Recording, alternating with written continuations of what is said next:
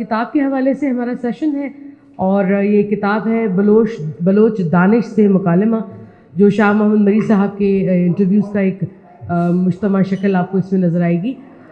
جو ساتھی ہمارے ساتھ یہاں پہ موجود ہیں، ایک تو میری ان سے درخواست ہوگی کہ آپ کی بہت مہربانی کہ آپ آئے۔ کتاب اور جن پر یہ کتاب ہے یہ دونوں بہت اہم ہیں۔ المیہ یہ ہے کہ ہمارے بہت اچھے اچھے لکھاری اور لوگ ہیں جن سے ہمارا نوجوان بہت کم رابطے میں ہے، خاص طور پہ جب میں اس کو پورے پاکستان کے کینوس پہ رکھ کے دیکھتی ہوں تو یہ بات میں اس حوالے سے کہہ رہی ہوں۔ جو لوگ پڑھ رہے ہیں، جو پڑھتے ہیں، وہ تو ان تک پہنچ ہی جاتے ہیں، کیونکہ اچھا لکھاری اگر اس کو کوئی لاکھ سامنے نہ بھی آنے دے تو وہ آ ہی جاتا ہے، تو اس کا مطلب ہی یہی ہے کہ اس کی لکھت، اس کا جو فلسفہ ہے جو وہ دینا چاہ رہا ہے، وہ لوگوں کو اپنی طرف متوجہ کر لیتا ہے۔ لیکن کچھ ڈیمانڈز ہوتی ہیں سماج کی، اور وہ ہونی چاہیے کہ وہ لکھنے والوں کو اتنی ہی اس کی ستائش کریں جتنا ان کا حق ہے۔ اور اس کتاب میں بھی یہ جملہ ہے، اور میں اس کی پوری قائل ہوں کہ بڑی بات ہے کہ اگر ہم کسی ساتھی کو اس کی زندگی میں یہ احساس دلا سکیں کہ وہ ہمارے لیے کتنا اہم ہے، کسی لکھاری کو یہ یقین دلا سکیں کہ جس پوری شدت کے ساتھ وہ اپنے اندر سے کچھ لا کے صفوں پر منتقل کرتا ہے، اس کے پڑھنے والے، اس پہ سوال اٹھانے والے، دیکھیے سراہنے والے مل جاتے ہیں، لیکن اگر کوئی سوال کر رہا ہے اس کا مطلب ہے اس نے اس تحریر کو پڑھا ہے اور خود اس کا بھی ایک ویژن ہے، وہ اس سے جب اس کا کمپیئر کرتا ہے، جب اس کا موازنہ کرتا ہے تو وہ سوال کرتا ہے۔ اور یہی زندہ معاشروں کی مثالیں ہیں۔ ہمیں ابھی پوری طرح مردار قرار نہیں دیا جا سکتا، اور مجھے پورا یقین ہے کہ ہمارے لکھنے والے اور ایسے سوال کرنے والے یہ ٹیگ ہم پہ لگنے بھی نہیں دیں گے۔ جو کتاب کی تدوین کا معاملہ ہے، اس کی ظاہر ہے یہ اس میں 3 لوگوں کا بڑا رول ہے، اس میں سے ایک ہمارے ساتھ ہمارے اہم ترین ساتھی یہاں پہ ہیں، ڈاکٹر عابد میر صاحب، نازیہ عالم اور عابدہ رحمان، جنہوں نے اس کی ترتیب و تدوین دی، بلوچ دانش سے مکالمہ۔ پڑھنے والوں کو بھی پتہ ہے، اور لیکن ہم ذرا عابد میر صاحب سے پوچھیں گے کہ اس کی کیوں ضرورت پیش آئی، اور پھر ہم اس سے آگے بات کریں گے۔ جی عابد صاحب۔ بہت شکریہ سعدیہ اور آپ سب احباب کا جو سننے کے لیے ہے۔ میرا خیال ہے کہ میں سب سے کم بولوں، اس لیے کہ جو میں نے بولنا تھا یا جو کرنا تھا وہ تو ہم نے کتاب کی صورت میں کر دیا۔ ضرورت کیوں پیش آئی؟ اس لیے کہ جیسا آپ نے شروع میں ذکر کیا تھا کہ ایک آدمی جو اپنے سماج پر، ایک لکھنے والا، ایک دانشور اپنے سماج پر کتنا اثر انداز ہوتا ہے، اس کو سننے والے اس سے کیا سننا چاہتے ہیں اور وہ کس طرح ان کی رہنمائی کرتا ہے، وہ کتابوں کی صورت میں تو آلریڈی ان کی موجود ہے ہی، لیکن میں نے اپنے مختصر پیش لفظ میں اس کا ذکر کیا ہے کہ اس آدمی نے زندگی میں بہت کم لوگ ایسے ہوتے ہیں جنہوں نے بے معنی اور بے فائدہ نہ کبھی کچھ لکھا، نہ کبھی کچھ پڑھا، نہ کبھی کچھ بولا۔ تو یہ بہت کم ہوتا ہے۔ ہم جیسے لوگ جو لفظوں کو بہت زیادہ جگالی کرتے ہیں، ان کو ضائع کرتے رہتے ہیں۔ تو شاہ محمد مری صاحب ان چند لوگوں میں سے ہیں جو بہت سوچ سمجھ کر اور ایک خاص مقصد کے تحت انہوں نے لکھا بھی۔ تو ہماری خواہش تھی کہ جو کچھ انہوں نے بولا ہے، ایک زمانے میں یہ تھا کہ وہ بہت کم گو آدمی ہے، ویسے بھی بہت کم بات چیت کرتے ہیں، لیکن جب کرتے ہیں کہیں پر ان کو کرنی ہو گفتگو تو وہ بہت سوچ سمجھ کر اور اس کی پوری تیاری کر کے، تاکہ بات مفید بھی ہو اور مؤثر بھی ہو۔ اور خاص طور پر جو نوجوان ہے بلوچستان کا، وہ ان کو سننا چاہتا ہے۔ وہ ہم نے ان کی گیدرنگس میں بھی دیکھا ہے، ہم نے ان کی کتابوں کی صورت میں بھی دیکھا ہے۔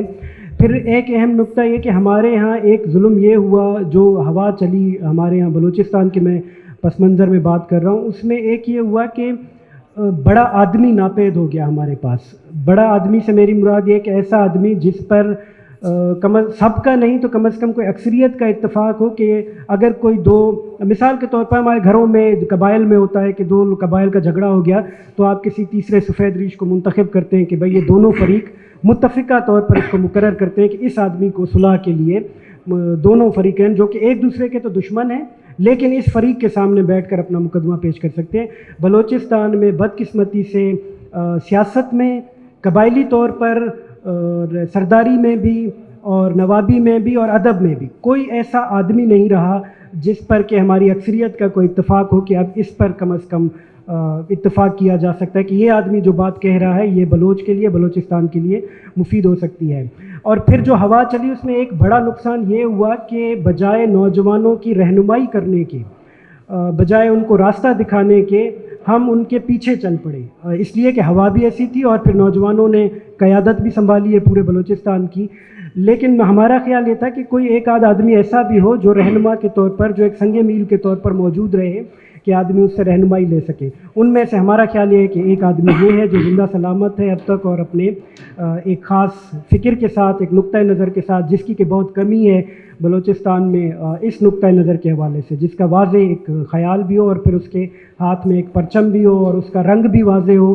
تو یہ بہت کم ہوتا ہے. عام طور پر یہ ہے کہ جو ہوا چلی پورے پاکستان میں کہ سب کو خوش رکھنا ہے, سب کے ساتھ چلنا ہے, سب کو خوش رکھنا ہے, ہم سب ساتھ ہیں, ہم سب مل کر چلیں گے. عام طور پر ایسا ہوتا نہیں ہے, سب ساتھ نہیں ہوتے ہیں. کوئی آپ کا دشمن بھی ہوتا ہے, کوئی آپ کا مخالف بھی ہوتا ہے, کوئی آپ کا راستہ روکنے والا بھی ہوتا ہے. ایسا سماج میں بھی ہوتا ہے, ایسا ادب میں بھی ہوتا ہے, ایسا سیاست میں بھی ہوتا ہے. تو سب تو ساتھ نہیں ہوتے ہیں, نہ سب ایک ساتھ ہو سکتے ہیں. تو ایسا بہت کم لوگ ہیں جو اس نقطۂ نظر کے ساتھ واضح ہوں کہ ہمارا یہ نقطۂ نظر ہے, ہمارا یہ پرچم ہے, ہمارا یہ راستہ ہے اور ہم اپنے راستے پر چلتے رہیں گے. شاہون مری صاحب ان میں سے ایک ہیں. تو اس خیال کے ساتھ ان کی گفتگو جمع کر کے احباب تک پہنچانے کی کوشش کی ہے, اور جس طرح سے نوجوان اس کو والہانہ استقبال کیا ہے کتاب کا, یہ ان ایکسپیکٹڈ رسپانس تھا. یہ تو اندازہ تھا کہ شاہون مری صاحب کی اپنی ایک فین فالوئنگ ہے, لوگ ان کا احترام کرتے ہیں, پڑھی جائے کتاب. لیکن اب ہم بیٹھے ہیں, آج 1 مہینہ بھی نہیں ہوا اور کتاب کا پہلا ایڈیشن ہم تقریباً ختم کر چکے ہیں. یہ اس آدمی کی قبولیت اور مقبولیت کا ایک پیمانہ ہے. اچھا, مجھے ایک چیز کا ضرور عابد آپ اس پہ یہ بات بتائیے کہ آپ کا جو خود ساتھ ہے مری صاحب کے ساتھ وہ بہت طویل عرصے کا ہے, تو ایسے میں وہ مکالمے جو کہیں ریکارڈ کے طور پہ موجود ہیں وہ جمع کرنا ایک عام بات لگ رہی تھی, لیکن وہ جو گفتگو ہے اور اس میں آپ نے ایک مضمون شائع بھی کیا, اس میں آپ کا ان کا مکالمہ ہے, تو وہ میں چاہوں گی کہ ذرا جنہوں نے پڑھا ہے وہ اس کو ذرا دوبارہ پڑھیں, کیونکہ ایک تو وہ اس تحریر کی ہوئی خوبصورتی ہے کہ ہم اکثر جب مکالمہ تحریر کرتے ہیں تو ہم ہدایت کار کے طور پہ لکھتے جاتے ہیں کہ یہاں کہکا لگا, یہاں یہ ہوا, اس نے یوں پلکیں جھکا کے بولا, اس نے یوں تیوری چڑھا کے بولا. یہ اس کا کریڈٹ میں ضرور دوں گی عابد میر صاحب کو کہ انہوں نے اس مکالمے کے حسن کو تباہی سے بچا لیا. ہاں, ایک جگہ انہوں نے بریکٹ میں دیا ہے کہ اس گفتگو کے جملے پر مری صاحب نے کہکا لگایا, تو یہ میرے خیال سے ایک محبوب ہی نوٹ کر سکتا ہے, اور اس کا جو پیش کرنے کا جو طریقہ کار تھا وہ ایک یونیک جملہ اس کے اندر آپ کو ملے گا جہاں اس کے ان کے کہکے کا ذکر ہے. تو یہ آرٹ جو ہے رائٹنگ کا, اس کے لیے ہمارے ساتھی بھی قابل ستائش ان کا یہ عمل سارا. جو ہمارے اور ساتھی یہاں پہ ہیں, اسحاق سمیجو صاحب, آپ سندھی زبان کے شاعر بھی ہیں, استاد بھی ہیں, اور سندھ یونیورسٹی سے بھی آپ شعبے کے ساتھ جڑے رہے. سندھ اور بلوچستان کی جو سرحدیں ابھی ہیں اور جو پہلے تھیں اس پہ ہم بحث نہیں کریں گے, کیونکہ وہ کبھی الیکشن کے نام پہ, کبھی ضرورتوں کے نام پہ وہ آگے پیچھے ہوتی رہی. لیکن جو اگر کہا جائے کہ دونوں جو کلچرز ہیں ان کے اندر بہت ساری چیزیں کہیں مشترکہ ہیں, کہیں وہ اس لیول پہ ہیں کہ وہ الگ تو رہتی ہیں لیکن ایک دوسرے کی جھب اور چھایا اس کے اوپر قائم رہتی ہے. ایسے میں بڑا اہم ہو جاتا ہے کہ اگر کوئی سندھی لکھے, سندھی میں اگر کوئی لکھے تو اس کو بلوچ سماج یا بلوچ زبان سمجھنے والے اسی طرح ریسیو کر سکیں. اس طرح اگر بلوچی لکھ رہا ہے تو وہ پھر سندھی زبان پڑھنے والے یا اس کو جاننے والے, کیونکہ وہ کلچر سے بہت زیادہ قریب ہے. لیکن ہمارے علمیوں کی ایک لمبی داستان ہے, اور اس میں ایک جو عمل ہے وہ یہ بھی ہمارے ساتھ رہا کہ ہم اپنی زبانوں کے ساتھ جوڑے نہیں گئے, یا ہم نے اس میں بہت زیادہ روکنے کی کوشش کی. سندھ تو اس میں بہت حد تک کامیاب رہا کہ وہاں کے رہنے والے اس کو پڑھتے بھی ہیں اور اس کو سمجھتے بھی ہیں. جن لوگوں کی زبان سندھی نہیں ہے اور وہ کراچی میں پیدا ہوئے, سندھ کے دوسرے شہروں میں بھی پیدا ہوئے, اس میں بھی وہ رہ کے اس زبان کو کافی حد تک سمجھ جاتے ہیں. لیکن یہ جو بلوچی زبان کے ساتھ ہوا وہ خود بلوچستان میں رہنے والوں کے لیے پڑھنا لکھنا سیکھنا وہ کوئی اتنا آسان عمل نہیں رہا, اور اس کا بہت سا نقصان ہے ہم نے بھگتا. میں اسحاق صاحب سے پوچھنا چاہوں گی کہ جیسے جو اشاق کے قافلے کی پوری سیریز ڈاکٹر صاحب نے لکھی اور بہت سارے معشوقوں کو اور عاشقوں کو انہوں نے متعارف کروایا, اس میں ان کا ایک رول ماڈل ہمیں ظاہر انہوں نے رول ماڈلس کو لکھا. ایک ہے شاہ لطیف, اور شاہ لطیف تک پہنچنے کے لیے وہ جس کے احسان مند ہیں وہ ہے شیخ ایاز. تو آپ جو یہ میں نے بات کی تمہید باندھی, اس کے تناظر میں شاہ محمد مری جیسا رائٹر جس نے صرف بلوچی نہیں لکھی, اس نے اردو میں بھی لکھا اور بھی انگلش کے اندر بھی ان کا کام ہے. بظاہر وہ اتنا زیادہ نہیں ہے کمپیریٹیولی, لیکن ایسے میں ہمارے لیے جو پورے سندھ کے ساتھ لوگ جڑے ہوئے ہیں, یا اگر میں اس کو جغرافیہ سے باہر نکالوں تو جو سندھ کی محرومیاں ہیں, جو سندھ کے مسائل ہیں, جو بلوچستان کی محرومیاں ہیں, جو بلوچستان کے مسائل ہیں, ایسے سارے سینیریو میں رہنے والوں کو اور ایک سندھی استاد کی حیثیت سے, ایک زبان کے استاد کی حیثیت سے آپ کیسے دیکھتے ہیں؟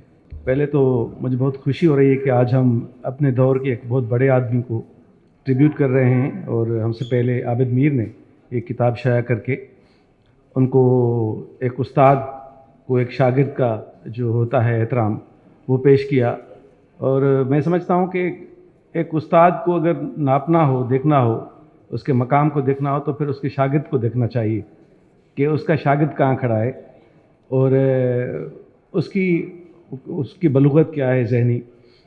تو میں سمجھتا ہوں کہ ہم عابد میر سے جان سکتے ہیں، پہنچ سکتے ہیں شاہ محمد مری صاحب کے مقام تک، اس کی جو ہے کنٹریبیوشن تک، کہ عابد میر اتنے جڑے ان کے ساتھ کہ ان کی شخصیت کی جتنی بھی خوبیاں ہیں اور اگر کوئی برائی بھی ہے تو وہ ساری عابد میں منتقل ہو گئیں. یہ پبلشر بھی بنے، رائٹر بھی بنے، انہوں نے فکشن بھی کیا، ترجمے بھی کیے.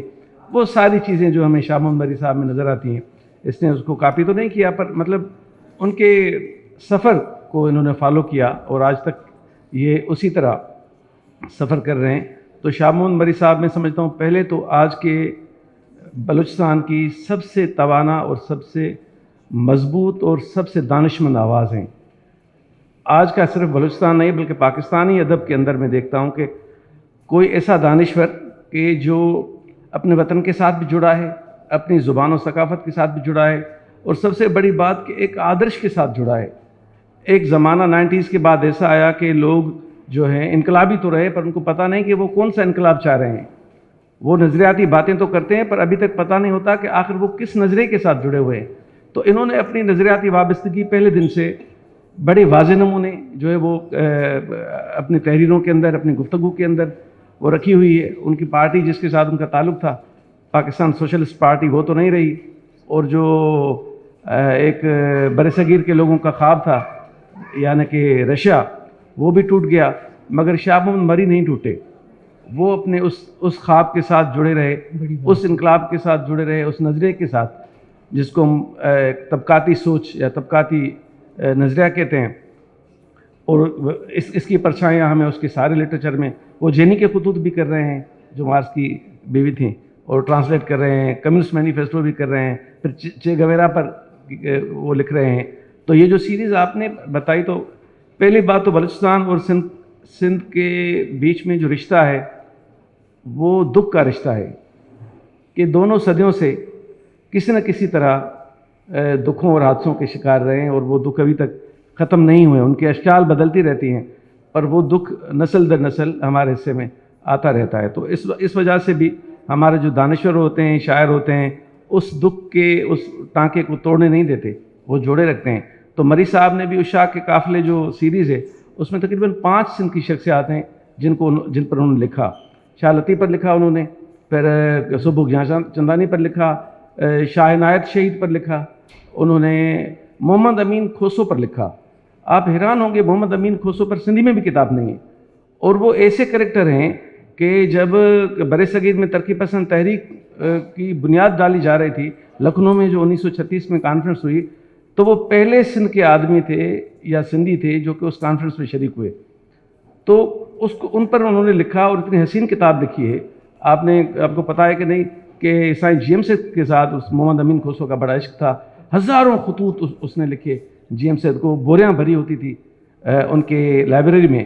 پھر وہ ان خطوط کی کتابیں سندھی میں شائع ہوئیں 2-3. پر شاہ محمد مری صاحب نے ان کی شخصیت پر، ان کی جدوجہد پر، ان کے طبقاتی خاص طور پر، کیونکہ وہ بہرحال ایک بڑے کمیٹیڈ آدمی ہے، وہ جس کو بھی اٹھاتے ہیں دیکھتے ہیں کہ یہ کس فکر کا آدمی ہے. تو اس میں کافی وہ شاونس تو نہیں کہوں گا پر وہ کافی بڑا رجد ہیں کہ اپنی فکر کے علاوہ کسی اور بندے کو اپنے آس پاس بھٹکنے نہیں دیتے. تو امین کھوسو کو بھی انہوں نے اس لیے اٹھایا. پھر فہمیدہ ریاض پر انہوں نے ایک بہت حسین کتاب لکھی. وہ بڑے ماننے والے تھے فہمیدہ ریاض کے. مجھے یاد ہے ہم ایک مرتبہ اکیڈمی آف لیٹرز کے یہ جو کمال فن ایوارڈ ہوتا ہے اس کی کمیٹی میں ہم دونوں تھے. میں یہاں سے امر جلیل کا نام لے گیا تھا، مری صاحب وہاں سے آئے بلوچستان سے تھے، فہمیدہ ریاض کا نام لے آئے تھے. بڑی اس پر ڈیبیٹ ہوئی، پھر فہمیدہ ریاض کو وہ ایوارڈ ملا ان کی زندگی میں. تو وہ بہرحال ایک ایسے آدمی تھے کہ جو اپنے دور کی ہر اچھائی کو، اپنے دور کے ہر بڑے کردار کو، بڑے کام کرنے والے کو، اور پھر وہ جو لوگوں سے جڑا ہو، کیونکہ وہ خلا میں رہنے والے دانشور نہیں ہیں، مطلب وہ زمین سے جڑے آدمی ہیں. تو آپ دیکھیں گے کہ اس کی ہر تحریر کے اندر آپ کو اپنے وطن، اس کی زبان، اس کی ثقافت، اس کے لوگ، وہ جگہ جگہ آپ کو ملیں گے. تو میں سمجھتا ہوں انہوں نے ظاہر اپنے وطن یعنی بلوچستان کوئی ہی پورٹر کیا ہے، زیادہ تر کتابیں اس کی ہسٹری، اس کے لوگوں، اس کی تاریخ پر ہیں، پر انہوں نے بہرحال کسی نہ کسی طرح سندھ سے جو بلوچستان کا ایک رشتہ ہے، جو کبھی سسی اور پنو کی وجہ سے تھا، پھر شاہ لطیف نے جو اس کو گایا تو اس سر کی وجہ سے ہوا، شاعری کی وجہ سے ہوا، تو انہوں نے ریکلیم کیا ہے پھر اس رشتے کو اور اس کو اور مضبوط کرنے کی کوشش کی ہے. تو میں سمجھتا ہوں کہ ایک ایسے شخص ہیں، ایک ایسے رائٹر ہیں کہ جو آج کے زمانے میں ہم کہیں کہ ایک رائٹرز کا اعتبار مطلب اگر دیکھنا ہے تو شاہ محمد مری کے تحریروں اور اس کی شخصیت میں دیکھنا چاہیے. بہت بڑی بات ہے. ایک چیز مجھے آپ بتائیے گا سر صاحب کہ شاہ محمد مری کی ایک خواہش یہ بھی رہی ہے کہ اگر شاہ لطیف کا ترجمہ بلوچی میں ہو جائے اور اس پہ جو بھی چھوٹی موٹی کاوش ہوئی لیکن باقاعدہ فل بک جو ہے وہ فارم نہیں ہو سکی، تو اس پہ ذرا کیا آپ کو لگتا ہے کہ کیا پاسبلٹیز ہے اور کیا ممکنات ہیں، اس میں خود شاہ صاحب کتنا رول پلے کر سکتے ہیں؟ دیکھیں دو باتیں ہیں، ایک تو جو بڑی شاعری ہوتی ہے خاص طور پر کلاسیکل، جس میں ظاہر ہے وہ انتہائی لوکل ٹرمنالوجی استعمال ہوتی ہے، اس کا ترجمہ بہت مشکل ہوتا ہے. شاہ لطیف کے ساتھ تو یہ بڑا المیہ ہوا ہے کہ اس کے اردو تراجم بھی بہت غیر معیاری ہوئے ہیں، حالانکہ وہ سندھی رائٹرز نے کیے ہیں. اور پھر بلوچی میں تھوڑی بہت کوشش ہوئی، ہمارے دوست نے انہوں نے کیا ہے، پر اس کا ظاہر ہے وہ معیار نہیں ہے کہ ہم کہیں کہ شاہ لطیف اس میں ٹرانسلیٹ ہو گیا بلوچی میں. اور پھر ہماری جو یہ بدقسمتی ہے کہ جو پالیسیاں ہیں مطلب وہ یہ ہیں کہ سندھی میں آپ خوشحال خان کھٹک موجود نہیں ہیں، سندھی میں بلے شاہ موجود نہیں ہیں، سندھی میں بابا رحمان نہیں ہیں، اور پھر مستوکلی نہیں ہیں. اور مستوکلی کا ذکر نکلا تو کیا حسین کتاب لکھی ہے مری صاحب نے. مطلب آپ جو نثر کی چند حسین کتابیں پاکستان میں لکھی گئی ہوں گی اس میں مستوکلی پر ان کی کتاب جو ہے ایک وہ ہے. تو میں سمجھتا ہوں کہ ہماری اوورآل جو روش رہی ہے کہ لوگوں کو ہم اور جوڑیں اور قریب لے آئیں، تو اس کی طرف کوئی توجہ نہیں دی گئی ہے. اگر یہ کوشش ہوتی تو میں سمجھتا ہوں کہ یہ جتنا بھی تنوع ہے ہمارے ہاں ہم اس کو سیلیبریٹ کر سکتے تھے. ہم اس ورسٹیلٹی کو تضاد کی طرف لے جانے کے بجائے اس کو انجوائے کر سکتے تھے، پر وہ ہوا نہیں. تو شاہ لطیف کے حوالے سے شاہ محمد مری صاحب کی سندھی کس لیول کی مجھے پتہ نہیں ہے کہ میں یہ کہوں کہ وہ سندھی میں شاہ لطیف کو سندھی سے کر پائیں گے کہ نہیں، پر ظاہر ہے چاہیے وہ بندہ جو ہو بلوچ اور اس کی سندھی اس لیول کی ہوگی تب جا کے ہو پائے گا. کوئی سندھی نہیں کر پائے گا شاہ لطیف کو بلوچی میں ترجمہ. اچھا، لیکن میں اس میں اضافہ کر ایک چھوٹا سا ترجمہ گلخان نصیر نے کیا ہے، کچھ حصہ ہے جس میں خاص طور پر کہ شاہ لطیف کی شاعری میں جہاں جہاں بلوچ کا تذکرہ ہے شاہ لطیف گشید کے نام سے، لیکن ایشو وہی ہے کہ انہوں نے بھی براہ راست سندھی سے ترجمہ نہیں کیا، ظاہر ہے ان کو سندھی نہیں آتی تھی، تو اردو کے ترجمے سے مستفید ہوتے ہوئے انہوں نے کچھ کوشش کی ہے. لیکن یہ اب سندھی لینگویج اتھارٹی بہت بڑا ادارہ ہے، اس کے ذمے ہے کہ وہ ایسا کوئی کام کروا سکے. اور میرے خیال سے جو سندھی لینگویج اتھارٹی کا اب ایک اور جو باقاعدہ سلسلہ ہے اور جو کلچر ڈپارٹمنٹ کے اندر گوگل پہ اس زبان کی ایڈیشن کے حوالے سے بات ہوئی، پوری ٹیم ہے جو ہمارے اور بہت سے ساتھی اس 2 دن کے پروگرام کا حصہ بھی رہیں گے، تو میرے خیال سے ان کے ساتھ یہ مل کے کوئی استدا کی جا سکتی ہے. بیسیکلی ہم ایک کام کر رہے ہیں، وہ یہ کہ ہم سندھی پنجابی کی لغت پر کام کر رہے ہیں جو جلدی شائع ہوگی. سرائکی سندھی کی ہم شائع کر چکے ہیں، بلوچی سندھی پر ہم کام کر رہے ہیں، پشتو سندھی پر ہم کام کروا رہے ہیں. تو ہماری کوشش ہے کہ ان زبانوں کے لوگوں کو قریب لانے میں اور تراجم کے لیے سب سے پہلے جو بیسک ڈاکیومنٹ ہے وہ لغت ہے، وہ موجود ہی نہیں ہے، تو ہم اس پر کام کر رہے ہیں. جب وہ ہو جائیں گی تو میرے خیال میں آسانی ہو جائے گی مترجمین کے لیے. اور مجھے لگتا ہے کہ اگر امید رہی اور ڈیمانڈز رہیں تو جو شاہ صاحب سے فائدہ لیا جا سکتا ہے وہ لیا جا سکتا ہے کہ بلوچی زبان اور اس کے پس منظر میں جو بھی خیالات ہیں، جو زبان میں کسی جملے کا کسی لفظ کا مزاج ہے، سندھی ٹرانسلیشن میں وہ ضرور آپ کے کام آ سکتا ہے. اتنا تو میں بھی جانتی ہوں. تو امید کے ساتھ کہ کیسے ہوگا اور کیا ہوگا. ایک اور جو چیز ہمیں دیکھنے کو ملتی ہے، میں اکثر جب شاہ صاحب کے حوالے سے، ویسے تو وہ بہت بڑے آدمی ہیں، میں کم سے کم نہیں سمجھتی کہ میں لکھ سکتی ہوں ان کے بارے میں، لیکن ظاہر ان کی شخصیت اتنی پراسرنگ ہے کہ آپ جب ان سے ملاقات کرتے ہیں، چاہے وہ ایک ملاقات ہو یا بہت ساری ملاقاتیں ہوں، تو آپ کچھ لے کے اٹھتے ہیں اس شخصیت سے بھی، ان کے فلسفے سے بھی، ان کی سوچ سے بھی، ان کے اظہاریے سے بھی. تو اگر میں یہ کہوں کہ جی بلوچ اور بلوچ جو پورا کلچر ہے اس پہ جب بات کرنے کے لیے اتھارٹی تو شاہ صاحب ہے، لیکن شاہ صاحب کو میں یہاں محدود نہیں کر سکتی. جب میں ان کو بات کرتی ہوں سوشلسٹ نظریات کے حوالے سے، اس کے پرچارک کے طور پہ، تو پھر میں ان کو وہاں تک محدود نہیں کر سکتی. البتہ ایک جگہ آ کے ابھی تک میرے اندر یہ چیز، اس سے آگے کا جواب مجھے نہیں مل پا رہا کہ اگر میں سمجھتی ہوں جب میں پڑھتی ہوں ان کو، اور انہوں نے جو مستوکلی پہ لکھا کہ سمو کا عاشق جو ہے وہ مستوکلی تھا اور مستوکلی کا عاشق جو ہے وہ شاہ محمد مری ہے. یہ میں بہت دعوے کے ساتھ کہہ سکتی ہوں. اور یہ وہ حوالہ ہے کہ اس نے عاشق کو اور عاشق کے عاشق کو برابر کے طور پہ اس مقام دیتے ہوئے لکھا ہے، اور یہ بہت بڑی بات ہوتی ہے. جس نے عشق کیا ہے وہ اس چیز کو سمجھ سکتا ہے کہ عاشق کو مقام دینا اور اس کے عاشق کو مقام دینا کوئی عام بات نہیں ہوتی، اور یہی خاصہ ہے جو شاہ محمد مری کو شاہ محمد مری بناتا ہے. ابھی جیسے ذکر نکل ہی آیا، اسحاق صاحب نے کر دیا کہ انہوں نے فہمیدہ ریاض کو بھی لکھا، اس پہ ان پہ بھی کتاب لکھی. میں ڈاکٹر فاطمہ حسن، ایک تو آپ کی آمد کا بہت شکریہ، اور ڈاکٹر فاطمہ کی بہت سارے حوالے ہیں، لیکن یہ حوالہ جو چونکہ ہم شاہ محمد مری صاحب کے حوالے سے بات کر رہے ہیں تو یہ مضبوط حوالہ ہے اور اس کو بولنا چاہیے ہمیں، کیونکہ جہاں بھی لکھاری ہیں اور جہاں کہیں ان میں ڈیبیٹ ہے، ان میں گنجائش ہے ایک دوسرے کو سننے کی، سمجھنے کی، مباحثے کرنے کی، تو یقیناً آپ کو ایک طویل عرصہ میسر رہا اس حوالے سے ڈاکٹر شاہ صاحب کے ساتھ. آپ سے میں چاہوں گی کہ ایک آپ اوورآل اپنا تجزیہ پیش کیجیے، لیکن یہ ضرور بتائیے گا کہ فہمیدہ ریاض جیسی خاتون جو کہ پاکستان میں فیمنزم کا ایک بہت بڑا استعارہ بھی ہے، اسی طرح ڈاکٹر فاطمہ حسن کی شاعری میں فیمنزم کا برملا اظہار ہے، لیکن ہم یہ دیکھتے ہیں کہ شاہ محمد مری، اور یہ ان کی خوبی ہے کہ اگر ان کو کسی چیز سے سہمت نہیں ہے تو وہ کہہ دیتے ہیں.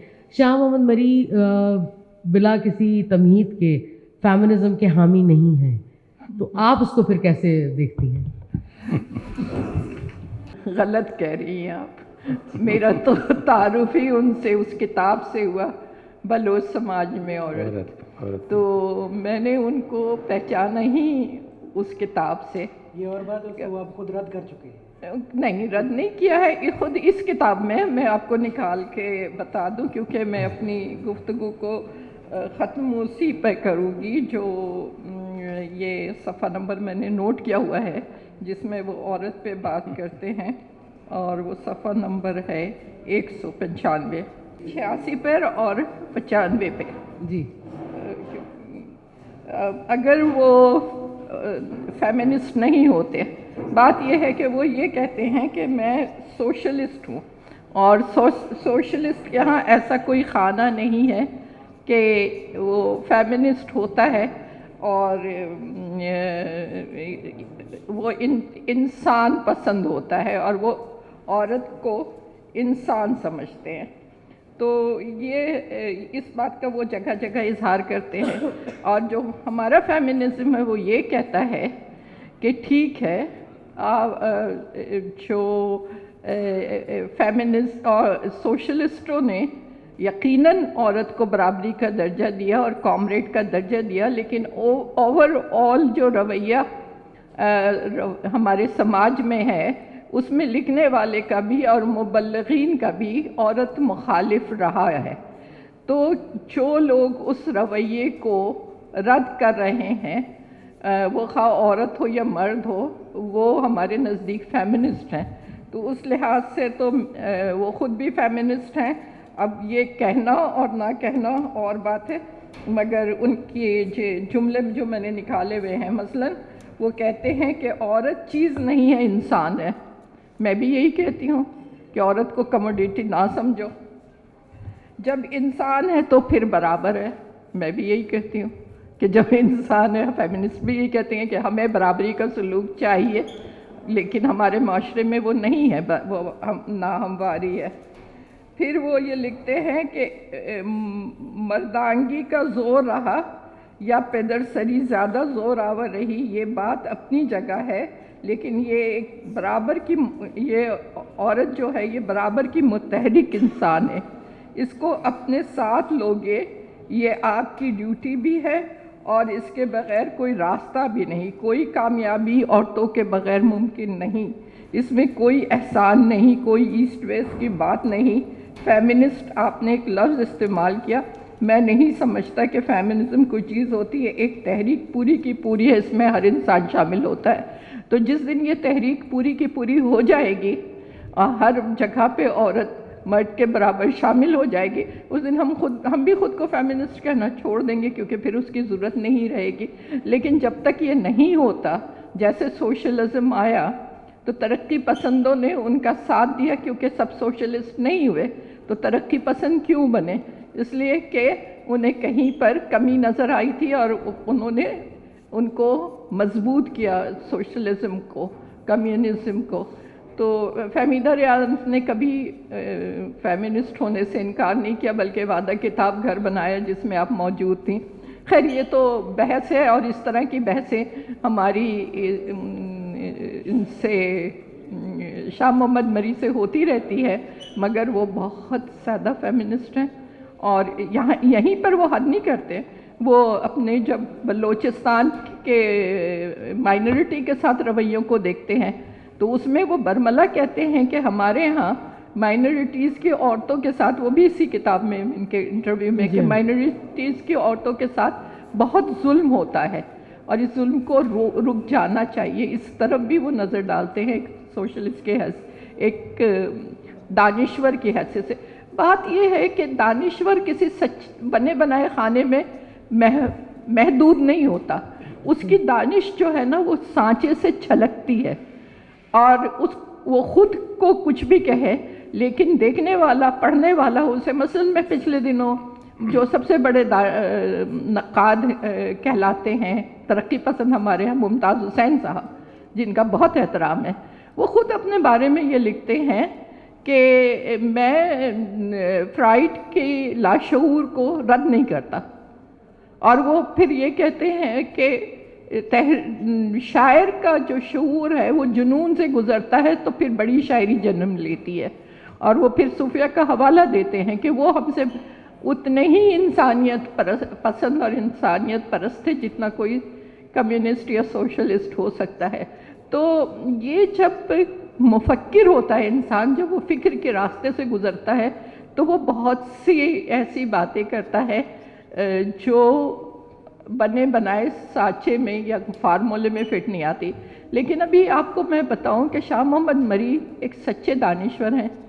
دانشور کون ہوتا ہے؟ وہ جو اس کی فکر ہے اس پہ یقین کرے اور پھر اس فکر کو انسانیت کے ارتقاء کے لیے استعمال کرے, اور ہر قسم کے تعصب سے وہ ماورا ہو. اب اس کی آپ ان سے بات کر رہی تھی, میں اپنے تجربے سے ایک مثال دے رہی ہوں. میری ان کی کوئی 25 برس کی تو دوستی ہے, تعلق ہے, اور پہلا تعارف فہمیدہ ریاض نے ہی ان سے کروایا تھا جب, اور انہی کے حوالے سے ہم ملے تھے, اور پھر ایک بہت دو انٹلیکچوئلس کی دوستی میں یہ بدل گیا اور یہ برقرار ہے. اور پھر آپ کو پتہ ہے کہ جب دونوں سوچنے والے ہوں گے تو کچھ اختلافات تو ہوں گے, لیکن ہم یہی تو بات ہے کہ ہمیں اپنی فکر کو اور اس کے کنٹرڈکشن کو سمجھنے کا موقع اسی وقت ملتا ہے جب بحث و مباحث ہوتے ہیں. اس بحث کو عداوت نہیں بننا چاہیے. بالکل یہی اہل قلم کی خوبی ہے کہ آپ نے بہت فاطمہ بہت اچھی آپ نے یہ بات کہی کہ دانشور کو ایک سانچے میں نہیں رکھا جا سکتا. تو ہو سکتا ہے کہ میں نے اس حوالے سے جو فیمنزم کی تحریک ہے اس کے حوالے سے جو بنص نفیس ان سے سنا, جو ان کا پہلا لکھا ہوا ہے, تو میں چاہوں گی تھوڑی سی بھی عابد نے ایک ایڈیشن کی تھی کہ وہ جو لکھا ہوا ہے ان کو انہوں نے رد کر دیا. اس پہ ذرا آپ بتائیں کیا کہنا چاہ رہے ہیں آپ؟ نہیں, ابھی تو ان کے دوسرا ایڈیشن آیا ہے. نہیں, میں چاہ رہی ہوں کہ ذرا سی اس بات کو بیان کریں تو پھر میں اپنی بات مکمل کر لوں. ابھی بات ہو رہی تھی نا ان کی سندھ کے بارے میں, تو آپ کو یہ بتاؤں کہ سندھ میں صبح گیان چندانی اور ابراہیم جویو, ان لوگوں کے پاس وہ ان لوگوں سے ملاقات میری شاہ محمد مری کے ساتھ ہوئی. اور جب وہ ایوارڈ کی بات ہوئی تھی کہ وہ ایوارڈ کمیٹی میں تھے اکیڈمی کے, لائف ٹائم اچیومنٹ ایوارڈ, تو جب یہ ہو رہا تھا تو وہ بہت لابینگ کر رہے تھے اس کی آپس میں, اور مجھے انہوں نے اسٹینڈ بائی رکھا تھا کہ جیسے ہی فیصلہ ہو صبح کو ایوارڈ دینے کا تو پریس میں اس کو لیک کر دینا تاکہ کوئی اس پہ سیکنڈ تھاٹ نہ آئے. انہیں ڈر تھا کہ کہیں سے مخالفت بھی ہو سکتی ہے. تو جیسے ہی انہوں نے یہ فیصلہ کروا لیا کسی طرح اور فوراً فون پہ بتایا تو صبح گیان چندانی کو ایوارڈ ملا. اسی طرح شاہ عنایت کے مزار پہ وہ میں اور میرے شوہر ان کے ساتھ ہی گئے تھے, اور شاہ عنایت پر انہوں نے لکھا اسی, اور آپ صرف یہاں کی سندھ کی نہیں, پنجابی میں جس کو وہ اپنا استاد اور فکری استاد اور جس کو اپنا مرشد مانتے, سی آر اسلم, وہ تو پنجاب کے تھے. پھر اس کے بعد اردو کے بھی میں رائٹرز کو دیکھتی, جب وہ کراچی آتے تو सबसे मिलते, जितने यहाँ के अहम फहमीदा रियाज के अलावा मुश्ताक अहमद यूसुफी और जो उनकी एक दूसरी सीरीज़ है शाख के काफ़िले के अलावा, उस हाँ तो उसमें उन्होंने मुश्ताक अहमद यूसुफी और डॉक्टर असलम फ़रूकी और ख़ुद मेरे ऊपर भी लिखा है। तो ये उनका पूरा रवैया एक दानिश्वर का है। और मुझे सबसे जो चीज़ इसमें अच्छी लगी वो इसका टाइटल है, यानी बलोच दानिश से मुकालमा। ये बहुत अच्छा काम, एक तो इन्होंने ये बहुत अच्छा काम किया। ये पहला काम नहीं, इससे पहले एक मज़ामीन का मजमुआ भी उन पर लाए हैं और सबको पकड़ पकड़ के इन्होंने लिखवाया था, मुझसे भी कहकर लिखवाया था, और वो भी ऐसे ही सरप्राइज दिया गया था। और डॉक्टर शाह मोहम्मद मरी खुशकिस्मत हैं कि उनको उनकी बाद की नस्ल ने पहचाना, रिकग्नाइज किया और उनकी इज्जत कर रहे हैं, एहतराम कर रहे हैं। एक दानिश्वर वही होता है जो अपने अहद पे असरअंदाज हो और मुस्तक़बिल पे नज़र रखे और लिखने वालों को, नई नस्ल को एक रास्ता दिखा सके, एक किसी तब्दीली का हिस्सा बन सके, उसकी फ़िक्र के लिए राह खोल सके। और वो काम वो अंजाम दे रहे हैं। अगरचे वो कम बोलते हैं, गोशनशीन भी हैं। फिर पहले तो वो बिल्कुल खामोश रहते थे, फिर बोले तो बहुत बोले, फिर बोलने के बाद वो गोशनशीन हो गया, उन तक कोई पहुंच नहीं होती। तो लेकिन किताबें तवातुर से आ रही हैं। संगत रिसाले के एडिटोरियल लिखते हैं और जी खोल के लिखते हैं, यानी उसको अगर आप पढ़ें तो उस अपने अहद के सारे मसाइल और उस पर कोई वाज़ेह नुक्ते नज़र और कोई डायरेक्शन उसमें मिल जाती है। तो वो है। इसके अलावा एक संगत ग्रुप उन्होंने फेसबुक इस पे बना रखा, व्हाट्सएप पे बना रखा है। उसमें भी वो अगर कोई खामोश रहता है तो उसको ग्रुप बदर कर देते हैं, डांट डपट भी लगाते हैं। यही खूबियाँ हैं डॉक्टर साहब की कि उन्होंने अपना आप मनवाया। मैं उसी बात से फिर जोड़ूंगी आबिद साहब को कि वो थोड़ा सा इसको वाज़ेह करें, क्योंकि देखें जो शाह साहब की ज़िंदगी है वो एक सियासी मुतहरिक फ़र्द के तौर पे रही है। बार बार ये कहना कि जी उन्होंने औरत के मकाम के हवाले से, बलोच समाज के हवाले से, बलोच समाज में गैर मुस्लिम जो कम्युनिटीज़ हैं, हिंदू कम्युनिटी जो उसकी पुरानी तरीन कम्युनिटीज़ हैं, उस पर उन्होंने बड़ी खुल के बात की और वो औरत दोस्त मर्दों में से हैं। लेकिन इस तहरीक के हवाले से जो उन्होंने कई दफ़ा और उस ग्रुप में भी बात की, और हाल में उन्होंने जो फेमिनिज़म के डेज़ मनाए गए उस दौरान जो उन्होंने स्टेटमेंट्स दिए, तो मैं चाहूँगी ज़रा हम आबिद चूँकि उनके बहुत करीब हैं तो उसमें मैं चाहूँगी कि वो हमें उनका एक न्यूट्रल सा स्टेटमेंट अपनी तरफ से दें कि वो क्या है।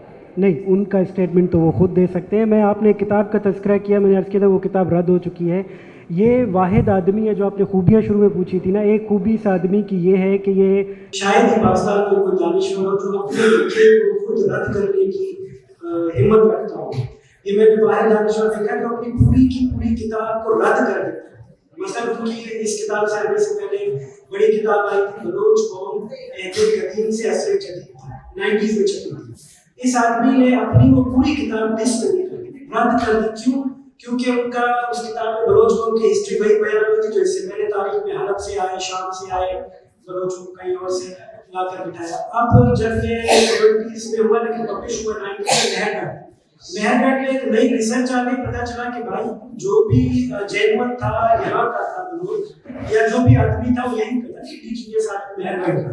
तो मेहरगढ़ की थ्योरी के बाद हलब वाली, शाम वाली थ्योरी सारी रद्द हो गई। ये एक साइंटिफिक थ्योरी थी, उससे पहले हम अंदाजों पे चल रहे थे। तो इस आदमी ने अपनी पूरी किताब रद्द कर दी और पीपल्स हिस्ट्री ऑफ बलोचिस्तान के नाम से एक नई सीरीज लिखी है जो 10 जल्दों पर मुश्तमिल नाम उसकी चल रही है। इसी तरह इस किताब का जिक्र हो रहा था बलोच समाज में औरत का मकाम, ये 2005 में आई, बहुत ही सख्त किताब, इतनी सख्त कि आपको याद हो मैंने किस तरह का लिखा था कि वो एक तरह से बलोच पर बहुत शदीद किस्म की तनकीद थी समाज के ऊपर। खुद उनको बाद में रियलाइज हुआ कि हाँ बहुत ज़्यादा सख्ती हो गई, इसमें इतनी सख्ती हो गई है कि आपका अपना आदमी, अपना भाई आपकी बात सुनने का आवाज़ नहीं कि तुमने मुझे इतना बुरा कर दिया। खुद ये अपनी जगह मौजूद है, लेकिन उसको पहले अपने करीब बुलाओ और मेरे साथ बैठो, फिर बात करते हैं। जो कि कामरेडों का एक ज़माने में रवैया होता था, मज़हब मुखालिफ इतने हो गए कि आप मज़हब के आदमी को अपनी बात नहीं सुनते। तो पहले ये रवैया पैदा करके कि उसको अपने पास बिठाओ, करीब लाओ, फिर उसको बताओ कि देखो ये खराबी है और उसको ठीक करके एक दानिश्वर का जो इंटेलेक्चुअल का रवैया होना चाहिए। एग्जैक्टली उन्होंने वही अपनाया। उस किताब को रद्द करके अब जो इसका नया वर्जन है उसकी भी 2-3 एडिशन छप चुके हैं और 2 की तहरीर की। अब उस किताब में ना सिर्फ बलोच औरत की तहरीक बल्कि पाकिस्तान में औरतों की जितनी मूवमेंट्स रही है और इंटरनेशनल जितनी आलमी सतह पर औरतों की तहरीक रही उसको उन्होंने कंपाइल करके औरत तहरीक के नाम से छापा है। तो ये एक था कि ये बहुत कम होता है कि आदमी अपने लिखे हुए को रद्द करने की हिम्मत रखता है, जो कि हम वैसे तो हर आदमी लिखने वाला इसको तो मैंने लिखा तो नोबेल प्राइज से कम का हकदार नहीं है। तो इसलिए ये बड़ी दानिशवर की निशानी है इसका मेरा ख्याल है। Thank you so much. और शायद यही वजह है, बल्कि यकीनन यही वजह है कि अगर कोई राइटर खासतौर पर लिखारी है या कोई सियासी नजरिए का मानने वाला है, अगर उसके नजरिए पर, उसकी सोच पर, उसके इजहारिये के ऊपर जरूर तारी हो जाएगा तो वो खुद कट जाएगा उस समाज से जिसमें वो सांस ले रहा है। और उसके बाद शायद जो उसका माजी में जो कुछ भी अच्छा, बहुत अच्छा रवैया, उसकी कोई तहरीक, उसका कोई काम है, वो भी फिर पस पर्दा चला जाता है, धुंधला के रह जाता है। शाह मोहम्मद मरी जीने की उम्मीद देते हैं, शाह मोहम्मद मरी जीना जानते हैं, और शाह मोहम्मद मरी सिर्फ जिस्म की कैद तक अब रहने वाली शख्सियत नहीं रहे। और हमेशा दुआ करेंगे कि उनकी उम्र भी तवील हो और वो इससे ज्यादा सब इसलिए लिखे ताकि हमारी जरूरत पड़े, हम जैसे लोग जो कि समाज से डरते हैं, हम जैसे लोग जो बहुत सारी चीजों में कॉम्प्रोमाइज कर रहे होते हैं, हमें ये जबान मिले। और एक मैं इस सेशन की तवज्जो से, इस फेस्टिवल की तवज्जो से शाह साहब को मैं एटलीस्ट कम से कम अपने साथी खवातीन की तरफ से ये जरूर बात कहना चाहूंगी कि बलोच औरत की सूरत हाल को, बलोच औरत की जुबान को, उसके बलोच औरत को समाज में, उसमें उस समाज में बैठ के सामने लाने के लिए उनका बहुत शुक्रिया। Thank you so much.